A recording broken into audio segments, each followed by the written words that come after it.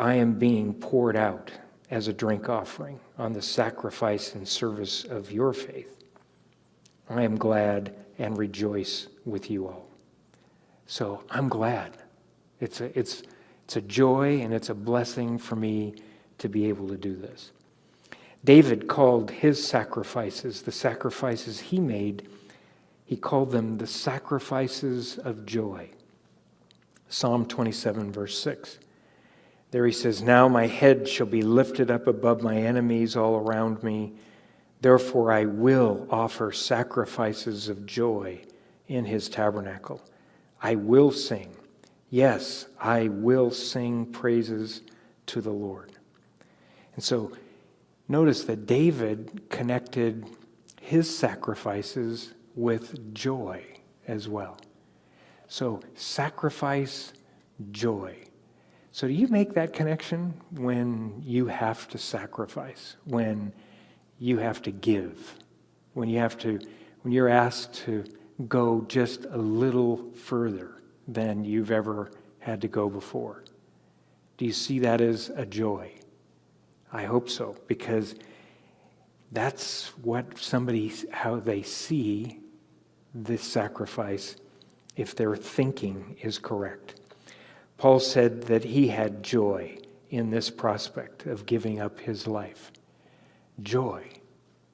Not fear, not regret. Joy. In Acts chapter 5, verse 41, it says there concerning the early disciples, after they were beaten by the chief priests, it says, so they departed from the presence of the council, rejoicing that they were counted worthy to suffer shame for his name. Notice, they were rejoicing. They weren't, head hung low, angry.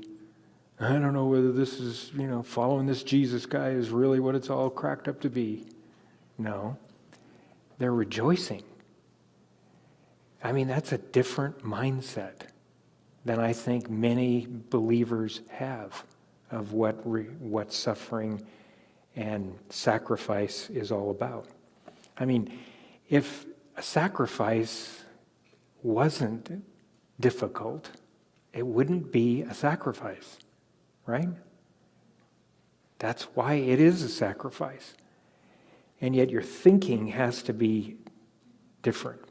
So David, Paul, and many others see sacrifice and service and giving a drink offering like this up to the Lord as a blessing, as a tremendous blessing. So I hope that if you were persecuted, it wouldn't rob you of your joy. It should give you joy. That's a different mindset. Now, Paul knows that he is about to die, and he only spoke of it as a benefit to the church. Notice, he says, if I give this drink offering on the sacrifice and service of your faith, I am glad and rejoice. So he wasn't afraid of dying. Are you afraid of dying? Many times I think that is what, not so much even dying, but just the issue of sacrifice, of suffering. I don't want to suffer. I just want all the good stuff. I want all the good times. Let's all rejoice and sing and just be filled, but I don't want to have to sacrifice. And so if that is the case, you would never have the attitude to die for him in a joyful manner. You wouldn't have that, because you have to have at least, I'm willing to sacrifice. I'm willing to do this if it's going to cost me. I'm going to be tired. It's going to cost me money. It's going to cost me something. I'm willing to do it. I'm willing to let somebody laugh at me. I'm willing to have somebody mock me. I'm willing to experience that. Paul said in 2 Corinthians 12:15 a very similar thing. He said, I will very gladly spend and be spent for your souls. Though the more abundantly I love you, the less I am loved. Now, the Corinthians were really harsh. They were a harsh church. They just nailed Paul. They said some pretty nasty stuff about him. And Paul alludes to it in the 10th and 11th chapters, where they make statements about his preaching. His preaching was terrible, that his bodily presence was weak. So they're making comments about what he looks like. And beaten up as many times as he got beat up, he probably didn't look too good. And I'll bet you he was scarred up pretty good. And so if you've been stoned and beaten with rods and, had your back filleted several times,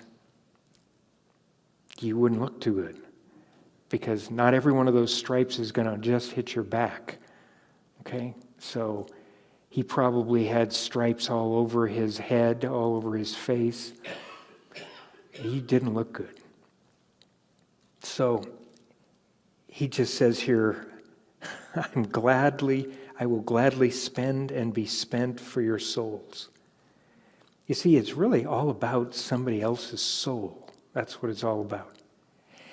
And see, if you really have the love of God inside you, you are going to care about lost souls. And when a Christian does not care about lost people, they are missing the boat. You're missing what it's all about. Lost souls and saving those souls, that's why Christ came. I came, he said, to seek and to save that which was lost. He said, as the Father has sent me, so I send you.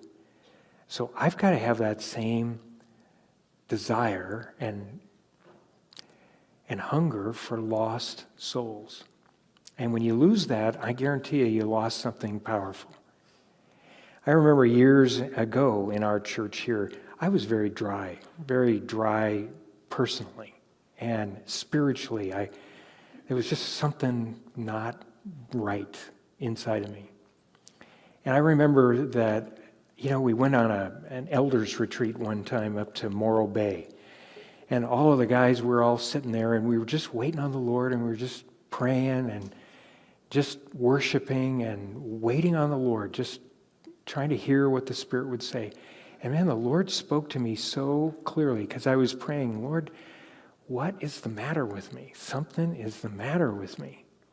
And he said, you need to go back to the street. And I went, go back to the street? And he said, go back to the street.